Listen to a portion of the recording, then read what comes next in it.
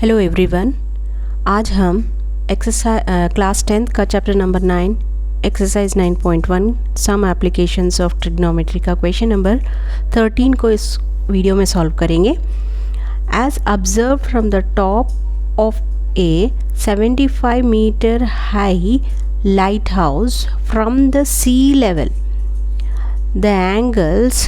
the angle of depression of two ships are 30 degree and 45 degree.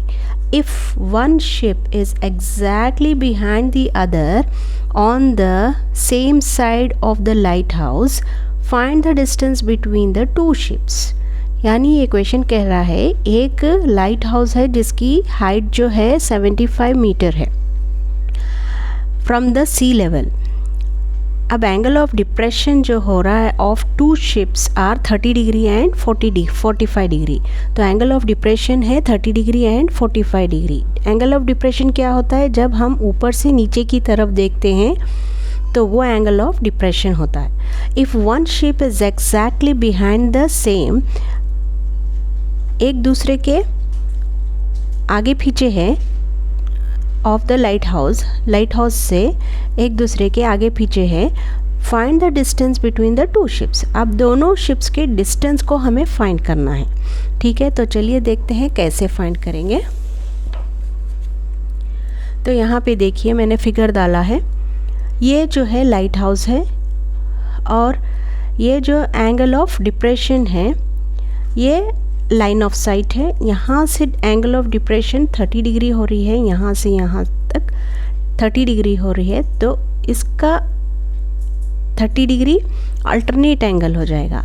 तो ये भी alternate angle हो जाएगा, तो ये 30 डिग्री और ये 30 डिग्री हो जाएगा। ये जो है लाइन ऑफ साइट और जो नीचे की लाइन है तो वो ये जो है ट्रांसवर्सल की काम करती है और ये 30 डिग्री है। तो अब यहाँ से जो यहाँ तक जो एंगल बन रहा है वो 45 डिग्री का है, तो ये भी 45 डिग्री का हो जाएगा क्योंकि ये अल्टरनेट एंगल्स है। तो अब हम देखेंगे ए बी सी में। ए बी सी ये ट्रायंगल लेके हम सॉल्व करेंगे तो हमें बी सी आ जाएगा। बी सी आने के बाद हम डी सी को फाइंड करेंगे।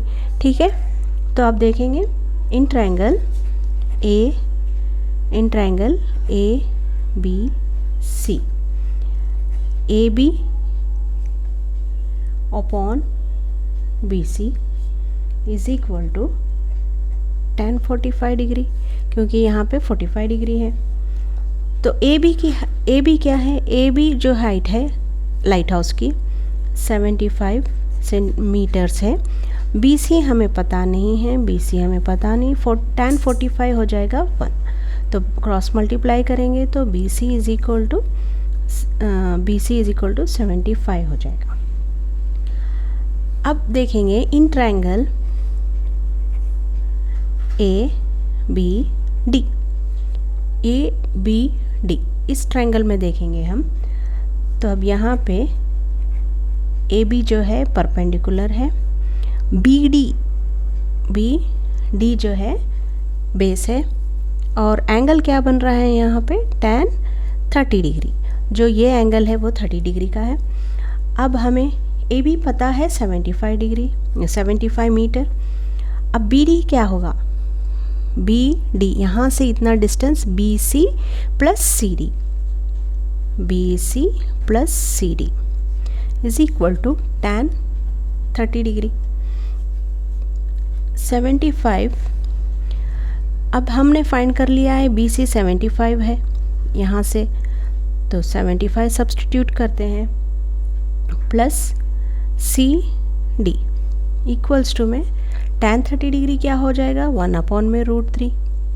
अब इसको हम क्रॉस मल्टीप्लाई करते हैं, इसको इधर मल्टीप्लाई करेंगे, इसको इधर मल्टीप्लाई करेंगे, तो 75√3 हो जाएगा।